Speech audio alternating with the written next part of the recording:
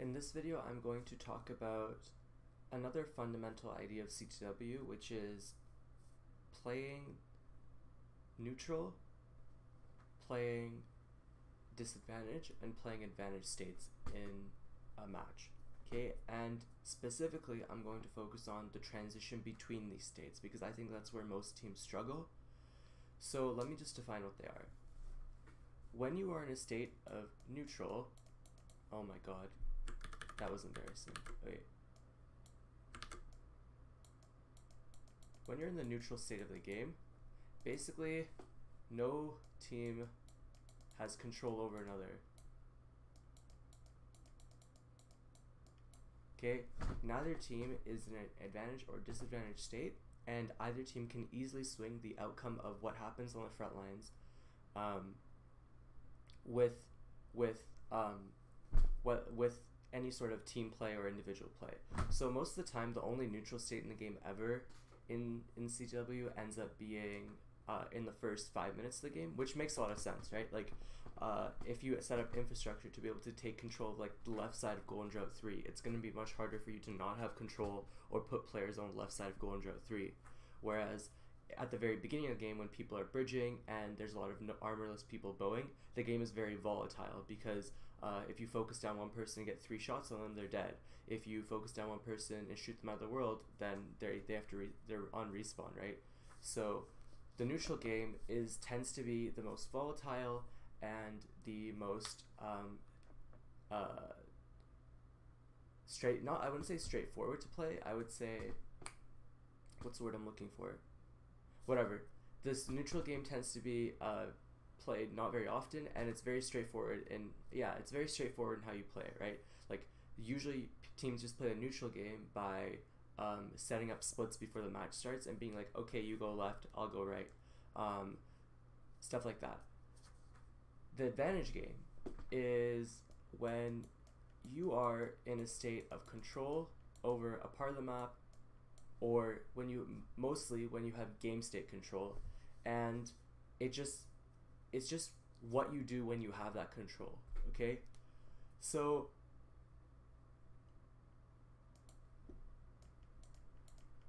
sorry.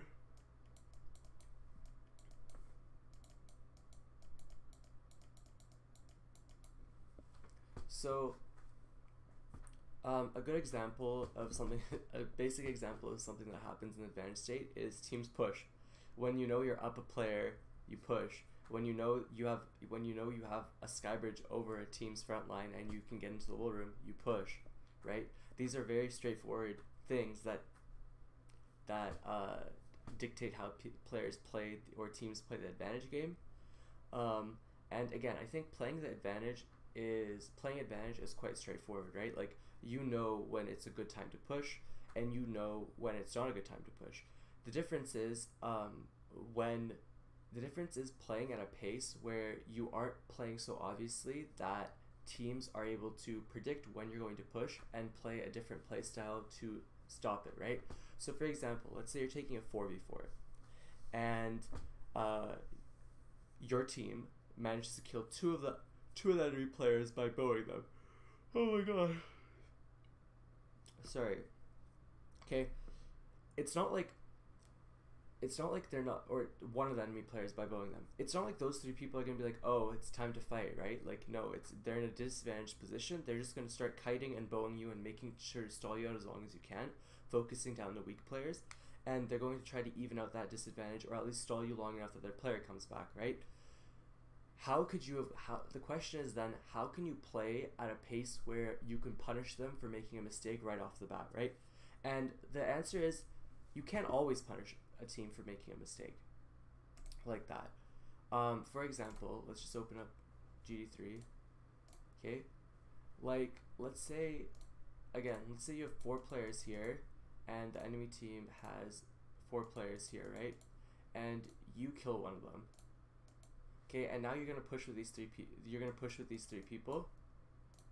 The immediate reaction from these 3 people will be to kite back, kite to the left, maybe even split up and try to focus down players, but stay at a distance where they can still backstab if the blue team decides to commit to one side. and essentially try to stall as long as possible. So again, like what and then now there's the one red player over here. So the question for teams in a full advantage state when they're pushing and they're in a position of advantage is, what can they do to punish players the hardest, and what can they do to ensure that teams do not get the benefit of respawns or kiting, right? So for example, and I think this is the fundamental question that dictates how CTW is played today. Like right now, there's a new thing that teams have not done before, which is kiting, because maps tend to be either really, really fucking small or really, really fucking big. So whenever you win a fight, usually you can take another part of the map, or you can push into the room no matter what. Since you can do that, teams don't want to die, good teams don't want their players to die, and they prefer to have them run away and kite and bow and stall for respawns to come in, right? So the enemy team can't push with a huge player advantage. And that's really, really fundamental, because if you allow teams to do that, then they're always going to be able to take the fight they want.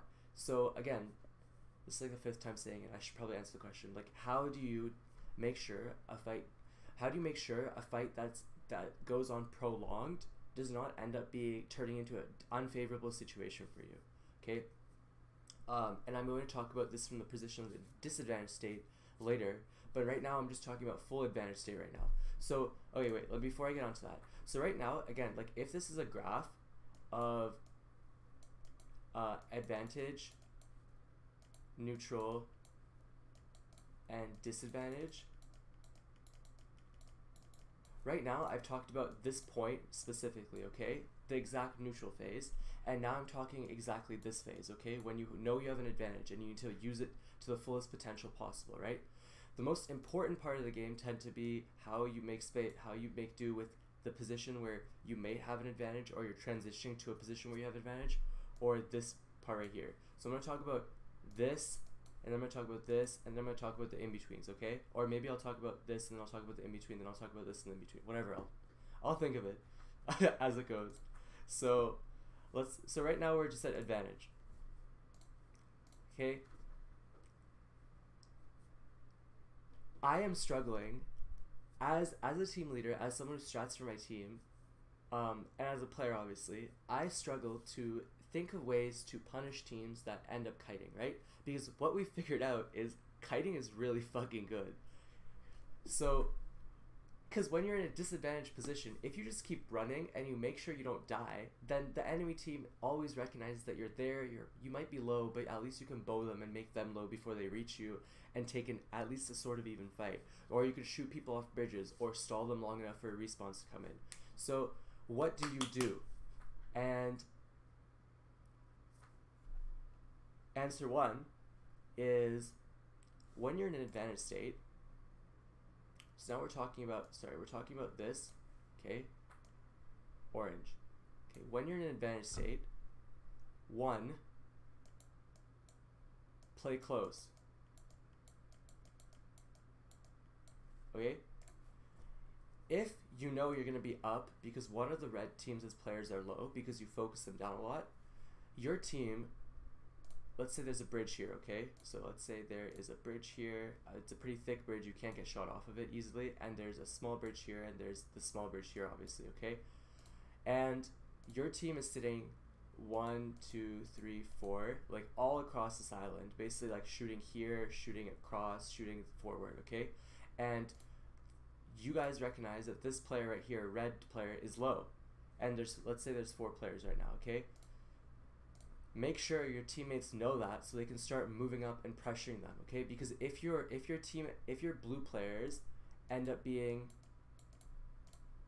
1, 2, 3, 4 right on the bridge, and they're ready to drop down, right? And they're ready to initiate a fight before the red team even knows there's going to be a fight, or before the red team can react to the fight, then you're able to punish them for being out of position, for being low, for not having prepared themselves to take a fight, right? What good teams tend to be able to do, and I think these are more of the fast tempo teams, and if you don't know what tempo is, please watch my first video on tempo and positioning and control, or sorry, tempo, pressure, and control. And what fast teams tend to be able to do is immediately switch from a state of bowing to a state of in your face punishing you for being out of position or being low because you took too many bow shots, right? So number one thing you can do is you can play close to the enemy team so they can't run away and they don't know how to initiate. Number two thing you can do is don't play for picks. Don't play for picks. Just get them low.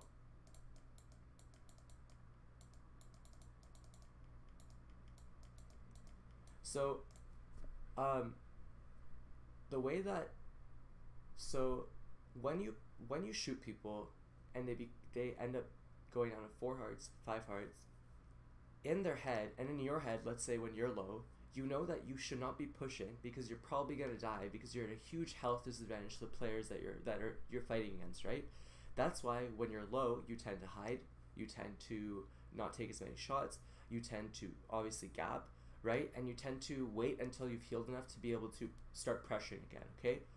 So if everybody on your team ends up being low, then everybody on your team has to play this defensive, we can't go for picks, we can't go for kills, we can't push because we are going to lose a disadvantage fight no matter what, right? And players, especially like more inexperienced players, tend to get stuck in the static mindset of, oh, I'm low, I should not be moving or doing anything, right?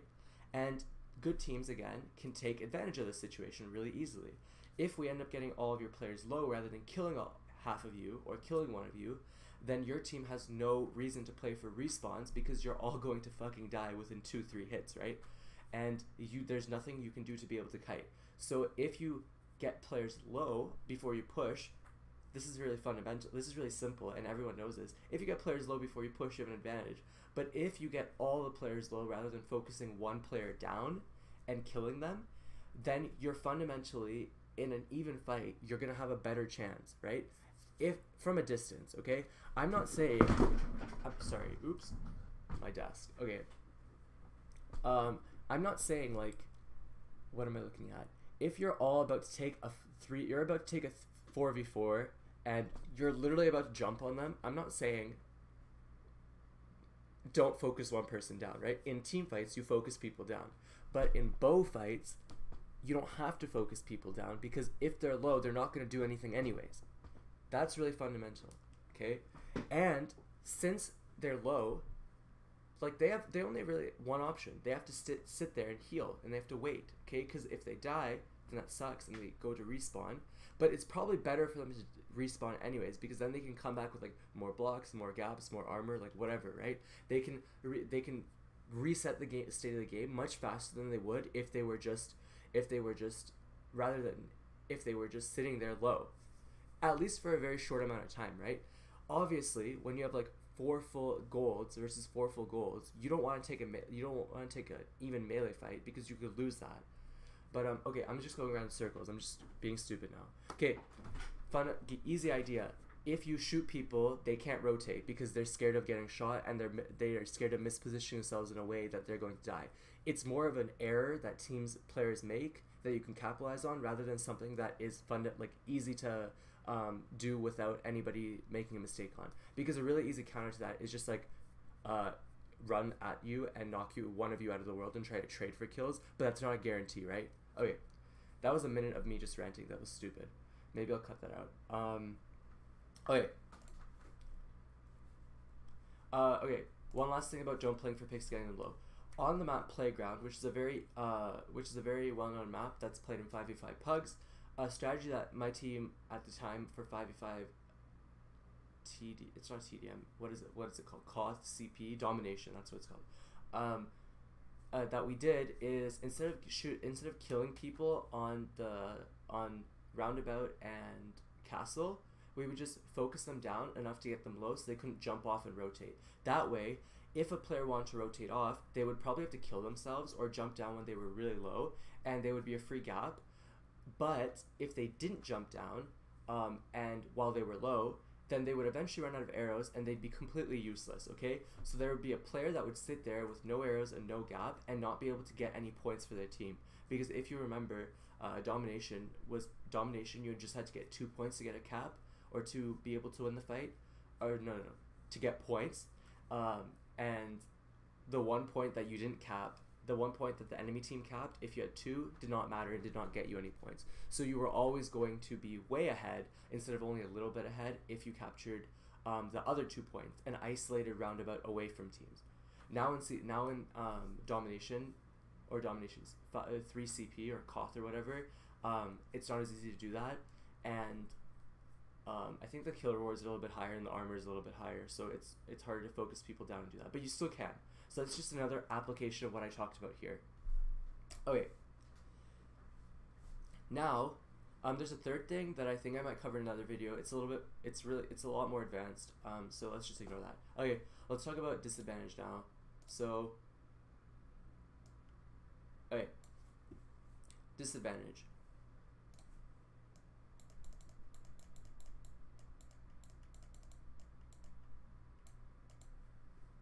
What you do when you don't have control.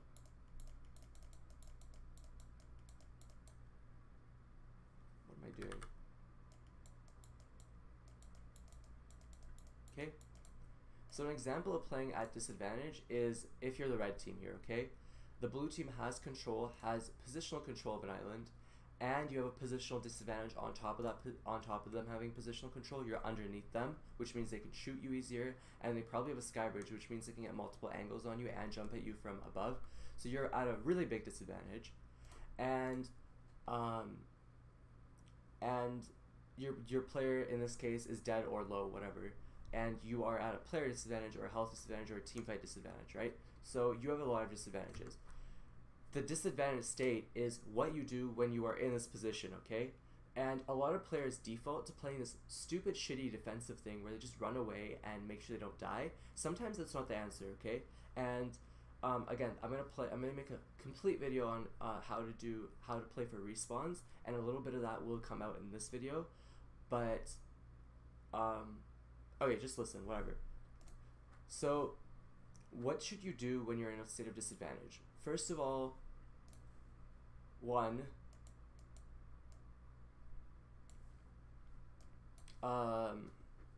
I phrase this?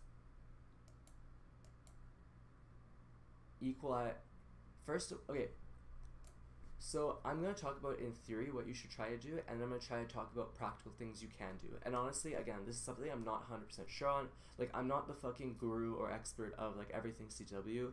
I'm just saying what I know, and there are a lot of things I don't know, and this is one of them. And this is why like I am not the best player in the game, and I'm not like yeah, anyways. Let's move on. So the fundamental thing you have to do when you're in disadvantage is either equalize the amount of players you have or equalize your advantage. That's what you have to you have to play for. You don't have to play for advantage necessarily. You just have to play to be at an equal state. Because if you're in an equal state, then the enemy team, a good team will recognize when you're at a disadvantage, and most teams will. Like, they'll be like, oh, he's low, oh, he's a player down, oh, he's in a bad position, we'll push, right? Good teams will recognize that and try to play very aggressively and pressure you, right?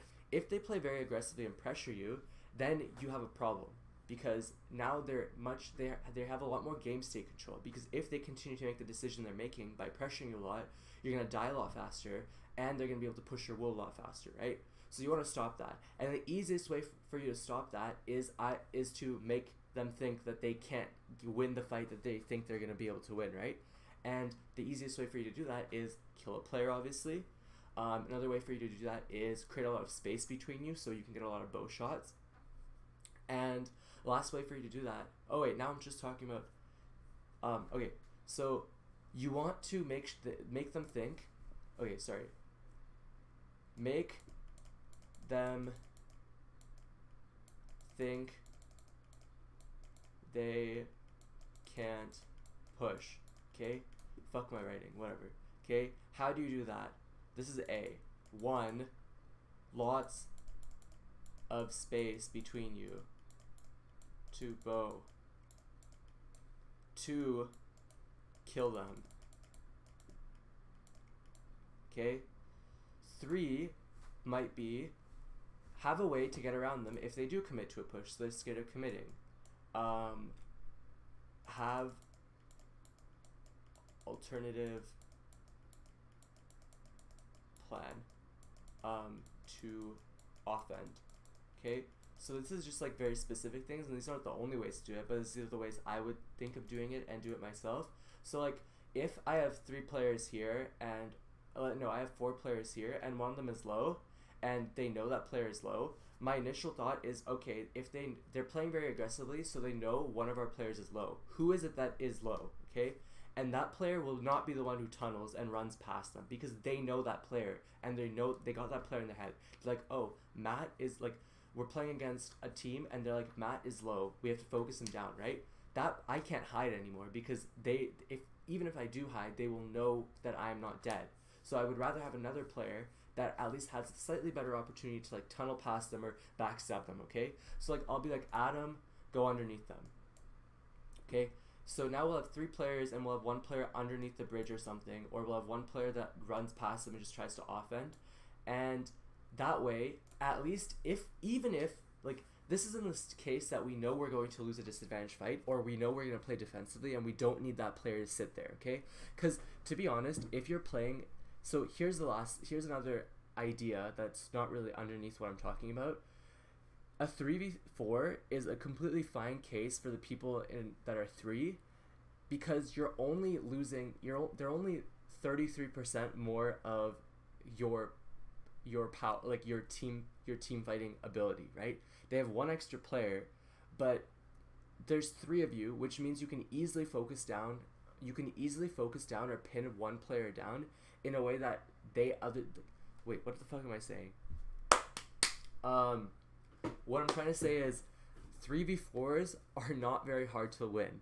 Okay, like you can win a 3v4 by focusing 1 player down. You can win a 3v4 by kiting. You can win a 3v4 by forcing them to not take a 3v4, right? So usually you don't need that 4th person there. Okay, especially if you're playing defensively, right? That 4th person, or even that 5th person, you might even rotate another person off, or that 3rd person, sorry, not 5th. You might even rotate another person off and just play and switch your aggressive and off defensive sides, right? I'll talk about positioning in another video again. Okay, what am I trying to get at? This video is really confusing. Another thing you can do is pressure them alternatively. Pressure. Okay, so we've identified the problem. They're gonna push you, or they're going to take game state control away from you. We've identified a solution. Make them think they can't push you or take game state control away from you, and we've identified how you can do that. Create lots of space to bow, so aka these 3 red players run back and they kite. 2, kill them, as in win your fight, which is really obvious. And then 3, have an alternative plan that somehow gets around them or gets through them or takes away their control, right? So like literally that might be going underneath them and backstabbing them, like right here. It might just be running past them and getting into the wool on your own because they're committing to a fight. It might literally be making a whiskey cannon if you have TNT on the map, right? Something that swings it in their favor, or something that stops them from pushing because they're scared of losing their advantage, right? Okay, so we've talked about the neutral state, we've talked about the advantage state, and we've talked about disadvantage state. Okay, now let's talk about what's in between. Let's start with neutral to advantage, which is this part. I will use light blue for this part, okay, which is this part right here. Okay,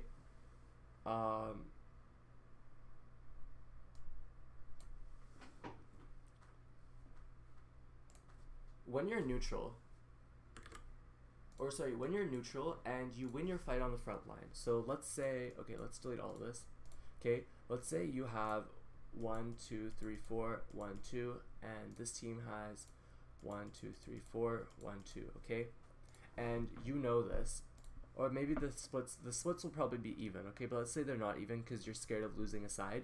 For sure, you're not confident you'll win your 3-3. So you are now in a state of advantage. Sorry, you're the blue team, okay? You're blue. And you win both sides. Like, you shoot, these guys cross shoot and they kill all the bridgers. They kill 2 of the bridgers here, so now you have a 2v2, and these 2 guys win their fight. And then these guys over here, one of our bridgers gets shot out, but we kill these 2 players, so now we have 3, okay? And 1's on respawn and we have 1 defender on each side, okay? There you go. So now you are transitioning from neutral into a state of advantage. What do you do to best get the benefit that you want from your team?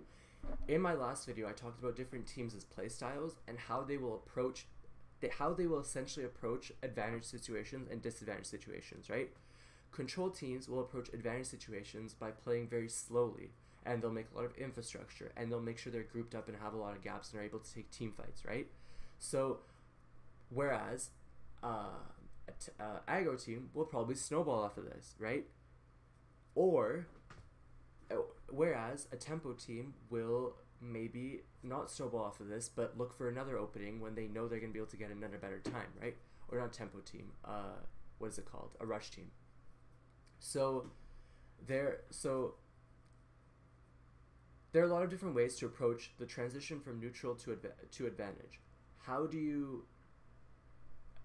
So my question is how do you make sure you stay in the advantage state for the longest amount of time possible? Because if you are, like, think about this intuitively. If you are in a state of advantage for 35 minutes, okay, out of the total 45 minutes, that means you are constantly in a state where you are able to make better decisions than your opponent consistently, right? So if I have the side island of Golden Drought 3 for 35 minutes, I probably have a Skybridge into their wool room because they have been fucking awful in not being able to push that, right? So 35 minutes is really long. So, like, how do I make sure I get the longest amount of time or the most utility out of this advantage state, right? This is where the difference comes in. For aggro teams, they'll be like, the best utility is to push right away, right? Control teams are saying the best utility is to play it slow in Skybridge. Tempo or rush teams might do a mix of both. Or they might like send 2 solo offenders to tunnel or something, right? There's a lot of different things that you can do, and there's not one strict answer in ensuring what is the correct way to play this switch in state. But there are some things that are fundamentally always going to help you, okay? And that's what I'm going to talk about now. I think, and this is what a lot of mid-tier teams struggle with, I think. Like, teams like current modern-day examples, I think teams like Bluto and the Boys, I think teams like Perdon, they struggle to do these, they struggle to, what's the word I'm looking for? Do these transitional things that really hurt them when they lose fights or even when they win fights because they don't get the maximum utility out of them. For example, okay, the first thing is literally just infrastructure, okay? 1. Infrastructure, okay? For some reason, players like to think that running through a 1x1 bridge because they can go faster to the enemy team side is really intelligent. I'm going to tell you it's not, because a team with a good bow player will kill you. And when you die, then, well, what was the point of taking that extra what was the point of not taking that extra 5 seconds to make the bridge 3 wide, right? So, 1, build infrastructure, okay? Make this bridge thick. Make it thick. Make this bridge thick. Make this bridge thick, okay? Make the bridges thick. Then, so that's the first thing. Develop good infrastructure. And it doesn't only have to be bridges from your side to the midline, right? It can be bridges from the midline to the other midline. So doing stuff like this across the entire map, making staircases, like this, like that. These are all legitimate strategies, okay? Do what works best for you, but make sure you can't get shot off. And this doesn't only apply to your side, okay? This also applies to the enemy side. If this is a 1x1 bridge, okay, or the bridge isn't even complete, don't just jump on it. Make it wide enough that you can push off of it. Yeah, okay, they can use it to push you now, but you are in a state of control where you can dictate how they push, when they push, and if they can even push, because you have positional advantage over them. So you shouldn't have to worry about that, okay? So basically, make good infrastructure. The second thing I would say is reorganize your splits in a way that's most beneficial to you, okay? So, like, if 2 of your players, let's say, okay, this is another mistake people make. If you have 4 players here and 2 of them die, and then these 2 players die as well, okay, what are you going to do with these 2 players? I would say, what are you going to do with these players? So, teams will be like, okay, just try to go for the side anyways, or they won't say anything because they already pre-assigned the positions at the beginning of the game. CTW is a very dynamic game. Don't just do what you're told all the time. Like, I mean, do what your shot caller tells you to do, but your shot caller should be able to know when to switch up what they're doing, okay? And it can be on the fly small things like this that really change the outcome of games. Like, if these 3 players are cross shooting you, you probably don't want to push this, right? You probably rather would start to move back, start to make infrastructure, go get armor, because they're not going to push your front line. Maybe even just have these guys sit back on this island and shoot the people that are about to start skybridging, right? Make sure they can't snowball off this. Because in the early game, your biggest fear is snowballing, because you don't have a proper defense, your players just died really early, and your players that are alive probably don't have armor. So that's really important. Okay. So, rearranging splits, okay? So let's say you lose these sides and you have 2 players in mid, okay? Question is, what do you do with the other 4 players that are about to respawn, okay? A lot of teams, especially again mid-level teams, they just go like, go back to your side and continue doing what you're doing, okay? This is wrong. So, if this blue team knows that they're in a state of advantage on the right side of the map, their right side of the map, because they have 4 players and they know, then realize that your other that side is their strong side, and like a 4v4, a 5v4, even a 6v4 is probably almost equal in their favor as it is for you, because they again are in a positional advantage. They get to decide what they get to do with that fight. It's really hard for you to set up. So you're obviously not going to commit a lot of players to that side because you already lost it. So, and this is the fundamental thing that's changing how we play CTW now. Rearranging splits and having unequal and equal sides on maps. And again, this is why I think CW is always advancing and becoming more interesting. So what I would do here is send 4 people onto this side. Maybe I'd even send 5 people onto this side. I don't know, like whatever you think you can win. Probably just 4, maybe even 3, probably 4. Instead of sending people over. So next thing is to rearrange splits. Okay. Let me check if I'm still recording. I am. Cool. Okay. So that's how you play the neutral to advantage game. There's one more thing again that I'm not going to talk about in this video. Maybe I'll talk about in the next video. Okay, so now the last thing, how do you play the transition from disadvantage to neutral? Okay, remember that you're never going to move backwards, because if you move backwards, that means you lost your advantage. Feels bad. Okay, so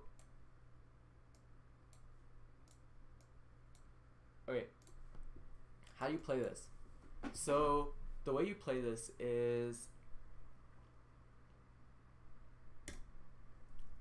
let's just try to characterize what it looks like. Blue team has 4 players here. You have 2 players here. Okay? You're holding. Or you have 1 player here, 1 player here, whatever. You're holding. Okay? And excuse me. Really obviously, you are never going to win a fight. You're never going to win a 4v2 unless you have armor and they don't. And even then, it's only if they make a huge error and let you up, okay? You're probably, like, it's very hard for you to win that fight. So, what you have to do then is ask yourself, how do I either make sure that they don't get the biggest advantage they can get, or they get the smallest advantage they possibly can, and secondly, how do I, utilize the fact that they are on one part of the map to my advantage so I can take control of the next part of the map? Really obvious answer that I just told you in when I was talking about advantage and rearranging splits. Rearrange your split on defense too, okay? So, in the last example I was rearranging splits on defense. What I meant to do there was rearrange blue splits. Fuck, whatever. Okay, anyways. Rearrange your split defensively, okay? Start to send 4 people onto this side instead of 4 people onto this side. Make sure you can take control of this. So 1, rearrange splits. Common theme throughout this entire thing, positioning is probably the most important thing in CTW. Something that even a lot of the best players are not known for doing well. Rearranging splits. Second thing is, if you're in a state of disadvantage, probably have one, have good gear. Secondly, set up decent infrastructure. I'm not going to put infrastructure as one because, like, if you make a giant bridge from your midline to mid and they have mid, then you just gave them a way to get across. So don't do that. But I mean, like, make sure you can kite. So set up infrastructure so you can kite. Be able to kite. Okay? Kiting is when you run away and bow. Very popular in MCSG. One of the reasons I think it only came to OCN so late and is because, one, teams always thought they could just play off of respawns, which isn't the case anymore because of the map design. And it's really only a 5v5 thing now. And two, MCSG players brought kiting to OCN. I mean, it was kind of an obvious thing looking back at it, but whatever. What else? Rearranging splits, being able to set up infrastructure so you can kite, and what's the last thing I want to do? Oh, set yourself up to be able to take things back. So, I have a very defeatist attitude, okay? When I lose a side, I'm not going to spend too much time thinking about how to get it back unless it's absolutely vital for us getting back with the wool room or getting into the wool room, right? So if we have this entire part, if we already got this wool and we need to only get this wool, then yeah, I'll probably try to take left side. But usually I like to think of rearranging. I like to think of rearranging splits. That's not always the best play. Sometimes it's inevitable that you do take the fight here. So now the question becomes, how do you take fights when you're in disadvantage, okay? That's what I'm talking about now. 3, take fight. Okay? So, and there's A, B, C. A is positioning, B is positioning, C is positioning, okay? So the way you take fights when you're disadvantaged is set yourself up so you're on equal ground and set yourself to be able to punish other teams, right? So good example that teams like to do on a map called Fungi is they like to pressure plate islands, okay? So they pressure plate, like maybe if I know they're going to jump down onto this island, I'll pressure plate this island, okay? Another thing I can do is I can make, what's the word I'm looking for? A sky bridge here, okay? So I'm on equal ground, so they can't shoot me when I'm down here. Because this height advantage is really big, right? It's like 10 blocks, 15 blocks maybe even? No, it's like 10 or 7, whatever. They can shoot down at me, but I can't shoot down at them. I mean, I can't shoot, they can shoot down at me, but I can only shoot up at them, which is a much harder angle to hit, right? So if I make a sky bridge here, or if I make some sort of platform to be able to shoot on them, not only can I bow them, right, but I can also drop down on them when they decide to take a fight here, and I can also fight on equal ground if they ever try to connect to this bridge, right? And if I'm connecting to that, and if I force them to take a fight on the bridge, it's way better than forcing them to take a fight when they're way above me, right? So this at least is equal to them rather than way behind, right? Also, what you can do, and teams like Perdon like to do this, is they like to go underneath you, and they send like all their players underneath, and they try to pillar up. Yes, pillaring up is good because you can get you can crit them out from underneath, and it's really hard for them to hit you. It's also really bad if one of your players gets caught, right? If you only send one player and all 4 players jump on him, then he's fucked. Also, like, you can get shot out easily. They can just run past you, which is a really big deal. Like, let's say you go underneath them and then they run past you. Now, like, unless you're really fucking crazy, like, and you rotate your players back here and you decide to push at the same time, like, that, like, you're gonna have to go back. And if you have to go back, then how the fuck do you get back? You have to pillar up and then you have to go back, and then at that point they're probably bowing you, or you have to run back this way, and you've lost this island, you've lost this island, you've lost this island, you've probably lost your front line, and you're a sad boy. So that's a really dangerous position, and only good if you have a lot of players, right? You don't do that when you have not a lot of players, and you don't do that when they can push. You can do that with not a lot of players, you just can't do that when they push. Okay? So that's 3 different types of positioning. Not in front of them, above them, and underneath them. Also, another thing is you can go behind them. And going behind them is very good. Pinstring teams is really good. Distracting teams is really good. Having one player tank all the hits at the beginning or all the arrows at the beginning is really good. There are a lot of small team fighty things that I can talk about that I probably won't, because other players know it better than I do, and also maybe I should leave some things in the dark so not everybody knows everything, right? Okay, anyways, I think that's all. So, quick recap, we talked about neutral, we talked about advantage, and we talked about disadvantage, and then we talked about the in-betweens of them, and we talked about how to win back into a state of advantage or neutral. Thank you for watching, have a great day, goodbye.